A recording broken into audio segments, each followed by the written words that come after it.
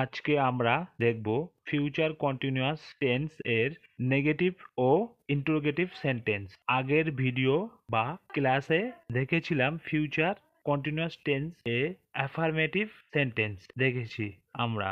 আজ দেখব কি করে প্রশ্ন করতে হয় আর নাহার্থক বাক্য বা নাহার্থক কথা বলবে কিভাবে। ফিউচার কন্টিনিউয়াস টেন্স কাকে বলে বা এই টেন্স এর সংজ্ঞা এইরকম হবে: ভবিষ্যতে ক্রমাগত কাল একটি ক্রিয়া কালকে বোঝায়, যা বোঝায় যে ভবিষ্যতে কিছু ঘটবে এবং অপ্রত্যাশিত সময়ের জন্য চলতে থাকবে।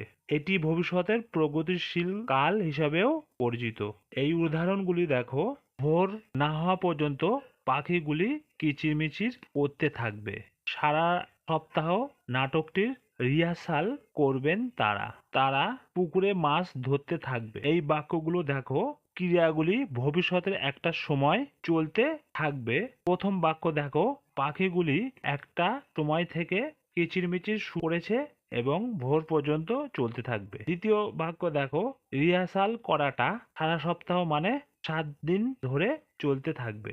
আর মাছ ধরা, এই কাজগুলি ভবিষ্যতে একটা সময় শুরু হয়ে এবং তখন চলছিল ক্রিয়াগুলি, সেই সময়কে আমরা ফিউচার কন্টিনিউয়াস টেন্স বলি বা বলতে পারো ভবিষ্যতে চলতে থাকা ক্রিয়াগুলি ফিউচার কন্টিনিউয়াস টেন্স। এই রকম পরিস্থিতিতে আমরা অ্যাফার্মেটিভ, নেগেটিভ, ইন্টারোগেটিভ সেন্টেন্স তৈরি করতে পারি। অ্যাফার্মেটিভ সেন্টেন্সের গঠন এরকম হবে যে প্রথমে সাবজেক্ট বসবে, তারপর উইল বি, তারপর ভার্বের প্রেজেন্ট ফর্মের সঙ্গে বা ভি1 এর সঙ্গে আইএনজি যুক্ত হবে, তারপর অবজেক্ট। তাহলে এই পজিটিভ বা অ্যাফার্মেটিভ বাক্যগুলো দেখো: ভোর না হওয়া পর্যন্ত পাখিগুলি কিচিরমিচির করতে থাকবে।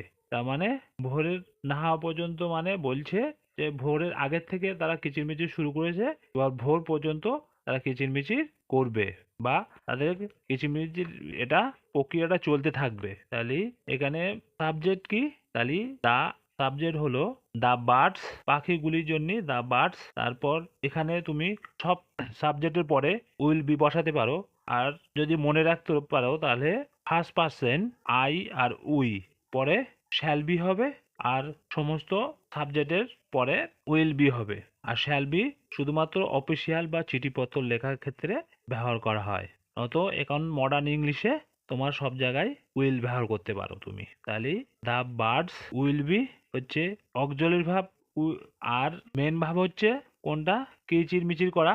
তাহলে মেন ভার্বের সঙ্গে আইএনজি যুক্ত হয়েছে। তাহলে চিরিপিং আর পর্যন্ত, টিল আর ভোর না হওয়া, ইট ইজ ডন। ডন মানে ভোর। The birds will be chirping till it is dawn. ভোর না হওয়া পর্যন্ত পাখিগুলি কিচিরমিচির করতে থাকবে। পরের সেন্টেন্স দেখো, সারা সপ্তাহ নাটকটির রিহার্সাল করবেন তারা। তাহলে এখানে সাবজেক্ট হলো তারা, তাহলে দে, তারপরে তুমি উইল বি আর হচ্ছে রিহার্সাল, তাহলে হবে রিহার্সিং।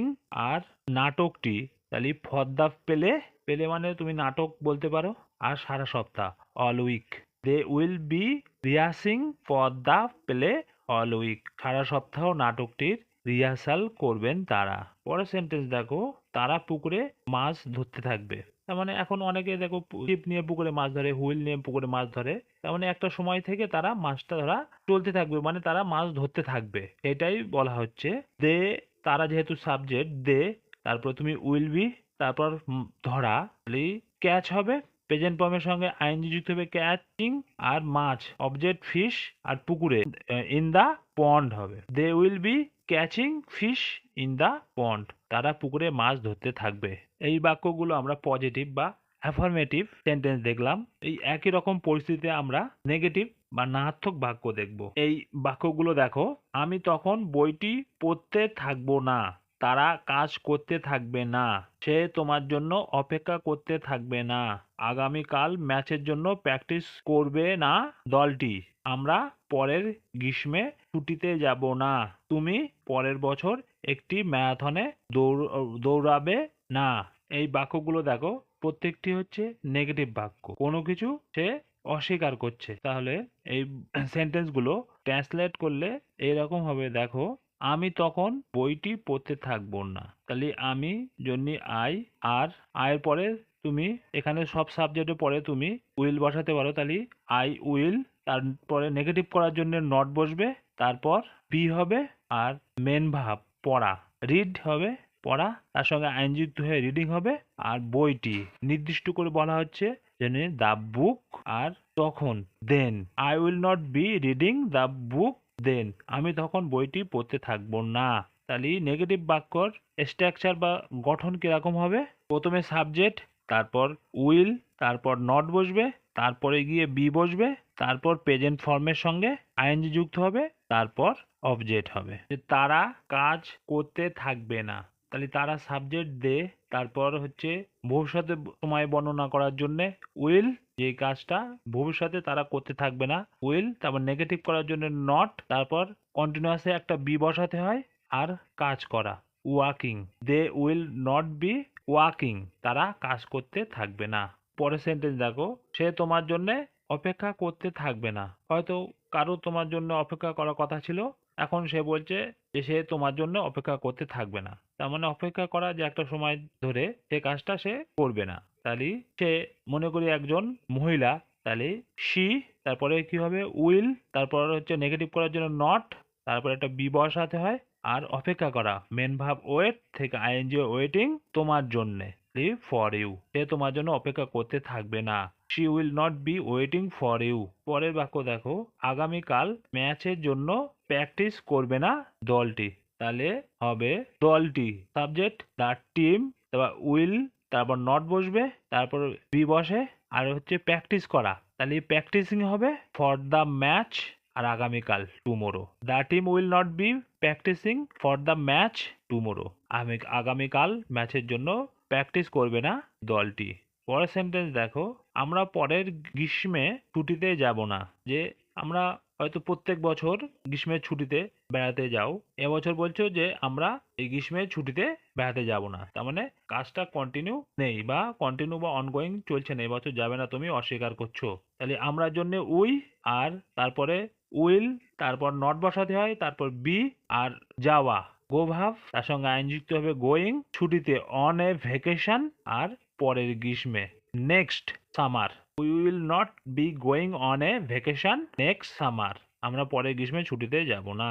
তুমি পরের বছর একটি ম্যারাথনে দৌড়াবে না। তাহলে তুমি ইউ উইল নট বি, আর দৌড়ানো রান থেকে হবে রানিং আইনজি যুক্ত এ ম্যারাথন পরের বছর next year, you will not be a running a marathon next year, তুমি পরের বছর একটি ম্যারাথনে দৌড়াবে না।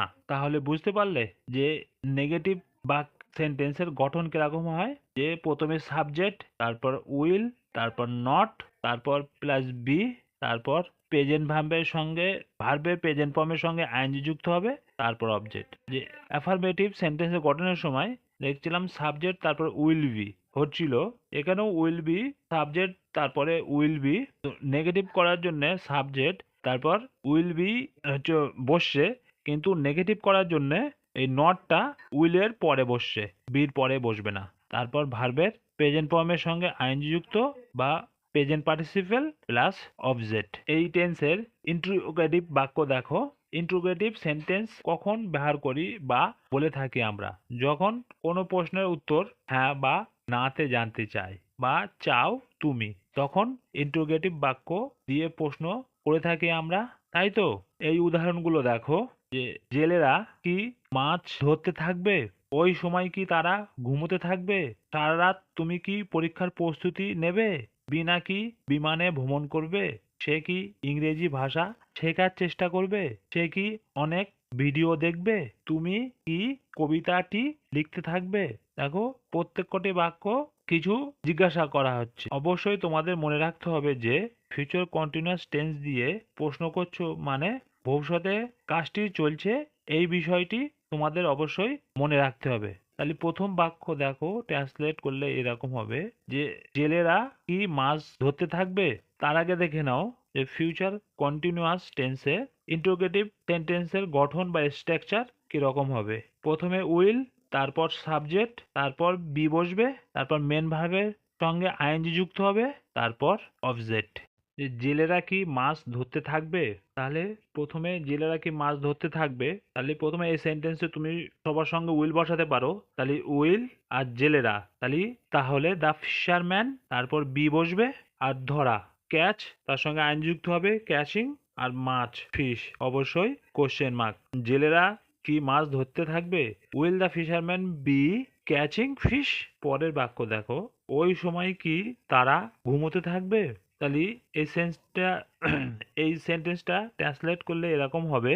তাহলে সবার আগে তুমি উইল বসালে, এবার তারা জন্যে তারা যেহেতু সাবজেক্ট, তাহলে দে, আর তারপরে বি বসবে, আর ঘুমোনো স্লিপ, সঙ্গে আইনজি যুক্ত হবে স্লিপিং।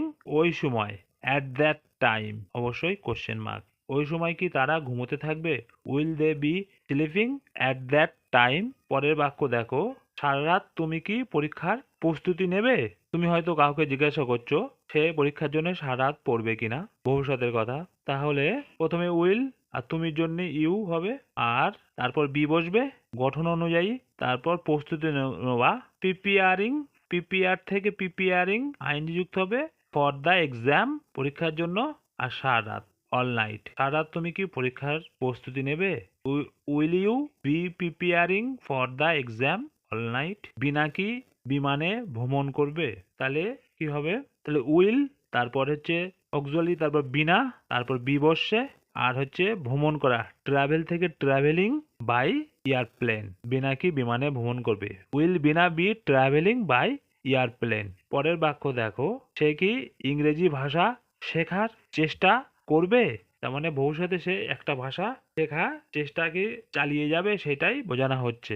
আর এখানে 6টা-7টা বাক্য বা সেন্টেন্স নিয়েছি, যাতে বেশি বেশি উদাহরণ দেখে তোমরা বুঝতে পারো যে ফিউচার কন্টিনিউয়াস টেন্সে ইন্টারোগেটিভ বাক্য কিরকম হয়। সেই জন্য যত বাক্য সঙ্গে তোমরা দেখবে বা বা পরিচিত হবে, ততই তোমাদের ধারণাটা বেশি করে মজবুত হবে।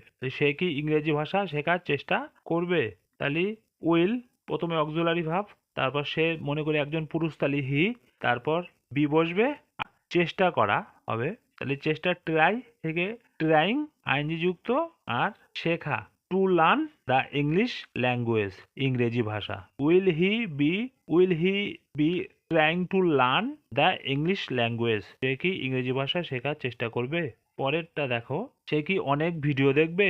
তুমি হয়তো কাউকে বলছো ভবিষ্যতের কথা, সে কি অনেক ভিডিও দেখবে মানে দেখতে থাকবে, সেটাই তুমি শুধু তাকে জিজ্ঞাসা করছো। তাহলে উইল, আর সে মনে করি একজন স্ত্রীলোক বা মহিলা, তার জন্য সি, তারপর বি বসবে, আর মেন ভাব দেখা, তাহলে ওয়াচ থেকে ওয়াচিং, আর অনেক video A lot of videos অবশ্যই কোশ্চেন মার্ক হবে। পরের সেন্টেন্স দেখো, তুমি কি কবিতাটি লিখতে থাকবে? তার মানে কাজটি কি চলতে থাকবে, সেইটাই তুমি জিজ্ঞাসা করছো।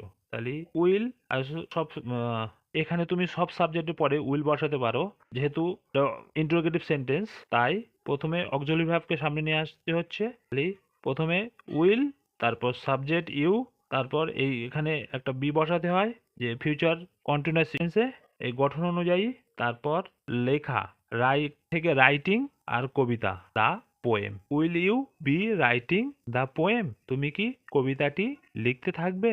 তাহলে তোমরা বুঝতে পারলে যে ফিউচার কন্টিনিউয়াস টেন্সে অ্যাফার্মেটিভ বাক্য, নেগেটিভ বাক্য বা ইন্টারোগেটিভ বাক্য কিভাবে হ্যাঁত্মক কথা বলতে হয়, কিভাবে নেগেটিভ বা নাহাত্মক কথা বলতে হয়, বা ইন্টারোগেটিভ বাক্য কিভাবে বলতে হয়।